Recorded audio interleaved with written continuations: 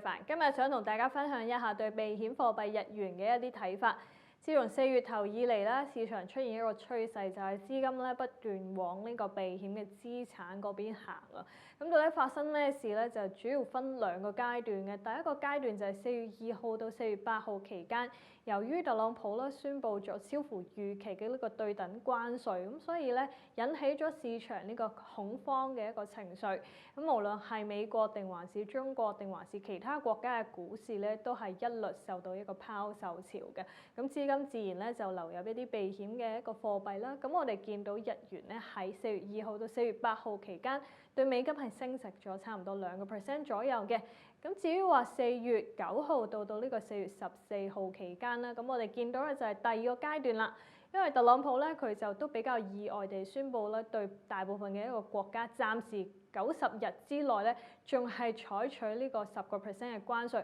90日之後睇下過程當中呢個談判嘅結果咧，先再算嘅。咁大家嘅一個恐慌嘅情緒咧穩定落嚟啦。咁我哋亦都見到大部分嘅股市係反彈，但係大家咧都開始係非常之擔憂特朗普嘅一個政策不確定性，有機會咧係令到美國嘅一個經濟受到長遠嘅一個衝擊。咁亦都開始咧覺得美國嘅政府係咪真係咁可信呢？咁啊見到係出現咗呢個美股、美債同埋美金一齊受到拋售嘅情況，大家咧進一步係去美元化，連10年期或者係30年期美債收益率都比較意外嘅上升嘅。咁喺呢個時候咧，其實大家將資金由美國搬去其他嘅一啲避險嘅地區嘅時候咧，日元都係繼續受到追捧。咁所以累計嚟講嘅話，4月2號到4月14號期間，日元咧對呢個美金咧就上升咗超過4%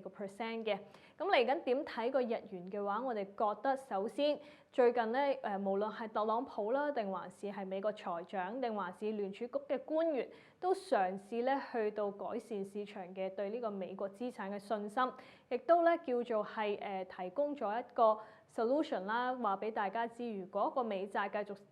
受到拋售嘅話咧，佢哋係會採取一啲行動去穩定個市場嘅。咁市場嘅擔憂情緒咧係降溫咗之後，我哋見到美債嘅一個市場穩定落嚟，美金咧亦都似乎喺呢個99左右揾到支持。咁對於日元嚟講咧，暫時嚟講未必話真係有太大嘅一個上升嘅空間，對美金可能喺140左右咧遇到一個阻力嘅。咁第二個原因咧就係大家開始係即係擔心呢個全球經濟前景，又或者覺得日本央行咧會係進一步加息嘅時候咧，過去呢段時間已經不斷累積呢個日元嘅長倉，截至呢個4月8號嘅話，講緊日元嘅正長倉係創咗一個歷史嘅新高，即係話太多人買咗日元咧，可能嚟緊都會限制住佢嘅升幅。咁但係長遠去睇啦，我哋覺得美國嘅經濟應該真係會受到呢個關稅戰嘅一個打擊啦。咁對於聯儲局嚟講，嚟緊應該會逐漸咁樣去減息，而日本央行就算而家唔急住要加，